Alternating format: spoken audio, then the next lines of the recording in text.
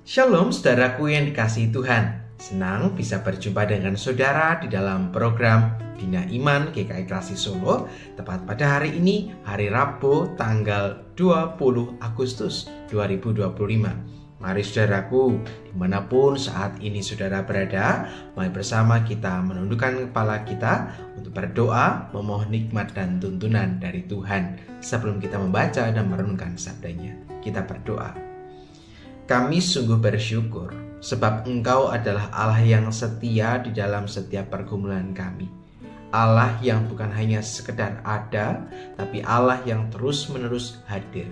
Maka berkatilah Bapa saat ini setiap kami, supaya sabda Tuhan itu boleh terus meneguhkan hati dan diri kami untuk berjalan bersama dengan Engkau. Bersabdalah ya Tuhan di tengah-tengah kami, sebab setiap kami pada saat ini sudah siap untuk mendengarkan sabda Tuhan. Di dalam nama-Mu Tuhan kami Yesus Kristus, kami berdoa dan mengucap syukur. Amin. Saudaraku yang kasih Tuhan, apakah saat ini saudara menyadari bahwa semakin ada banyak orang yang dikatakan kehilangan akan tujuan hidupnya? Hal ini dapat kita saksikan ketika kita melihat banyak orang yang hidupnya tidak bisa diatur, hidupnya seenaknya sendiri. Bahkan dia tidak menyadari bahwa setiap perbuatannya itu dapat berdampak atau merugikan orang lain. Misalnya saja, kita menjumpai orang-orang yang memiliki jabatan-jabatan. Mereka bertindak seenak-enaknya dalam setiap kebijakan atau keputusan yang diambil. Mereka lupa bahwa keputusan yang mereka buat itu akan berdampak besar bagi orang-orang yang harus menerima setiap keputusan itu. Lalu, bagaimana cara supaya kita bisa dapat terhindar dari semua persoalan ini? Untuk itu mari bersama kita akan kembali melihat firman Tuhan yang akan menguatkan kita. Terambil di dalam Injil Lukas pasalnya yang ke-19, ayatnya yang ke-45 sampai dengan 48. Mari bersama kita membuka firman Tuhan. Lalu Yesus masuk ke bait Allah dan mulailah ia mengusir semua pedagang di situ. Katanya kepada mereka, "Ada tertulis, rumahku adalah rumah doa, tetapi kamu menjadikannya sarang penyamun." Tiap-tiap hari ia mengajar di dalam bait Allah.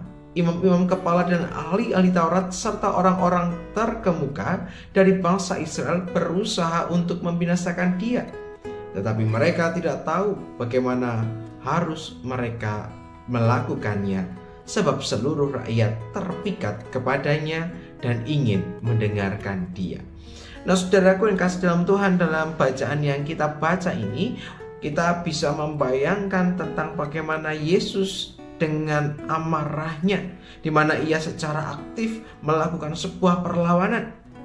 Ketika ia memporak-porandakan bait Allah yang telah terisi dengan berbagai macam orang yang berjual beli, bait Allah beralih menjadi sarang penyamun. Kehadiran Yesus dalam bagian ini hendak menyucikan dan mengembalikan kembali bait Allah sebagaimana rumah doa. Kita tahu penyebab terbesar dari peralihan makna bait Allah ini dilakukan oleh para pemuka agama, di mana mereka lebih memilih untuk mencari keuntungan pribadi lewat jual beli hewan kurban yang akan dipersembahkan di dalam bait Allah.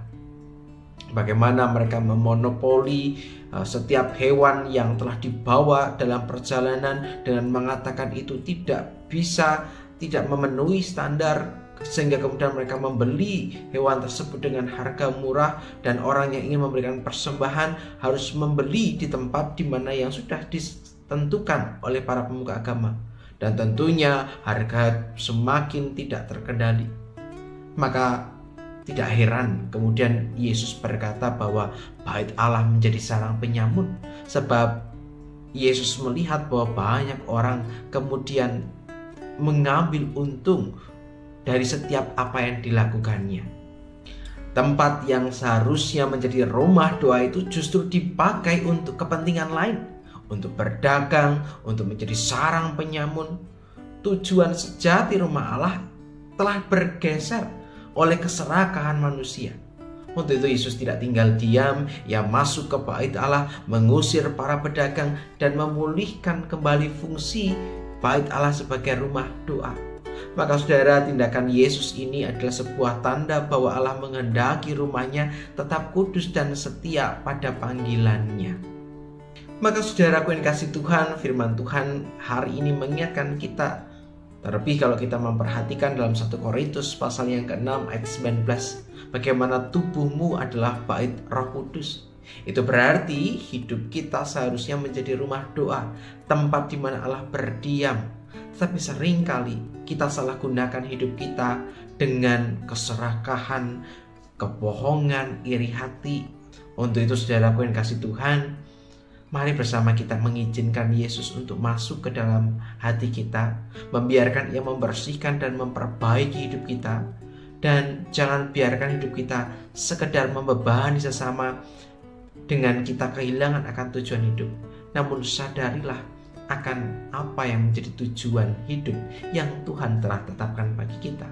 Ia memanggil setiap kita untuk menjadi berkat. Itu artinya setiap kita harus menjadi penolong, harus mendatangkan kebaikan bagi sesama kita. Teruslah berkarya bersamanya, kiranya melalui permenungan ini menegur dan sekaligus juga menolong kita untuk kian menjadi jalan berkat bagi sesama kita. Kiranya kasih Tuhan terus menyertai setiap kita. Amin. Mari bersama kita menutup kembali permenungan ini dalam doa kepada Tuhan. Kita berdoa. Bapa yang baik, kami bersyukur ketika Tuhan mengingatkan kami tentang bagaimana kami harus menjalani hidup dengan mengingat bahwa Tuhan telah memberikan sebuah tujuan di dalam kehidupan kami. Ingatkanlah kami supaya kami terus mengingat akan tujuan kami yang Tuhan telah tetapkan. Dan biarlah kehadiran kami boleh senantiasa menjadi berkat. Terima kasih untuk sabdamu. Kami menyerahkan seluruh pergumulan dan perjalanan hidup kami ini hanya di dalam nama-Mu, Tuhan kami Yesus Kristus, Tuhan dan Juru Selamat kami yang hidup. Kami berdoa dan mengucap syukur. Amin. Saudaraku yang kasih Tuhan, demikianlah Bina Iman kita hari ini. Selamat melanjutkan karya bersama dengan Tuhan. Kiranya kasih Tuhan terus menyertai setiap kita. Tuhan Yesus memberkati kita. Sampai jumpa.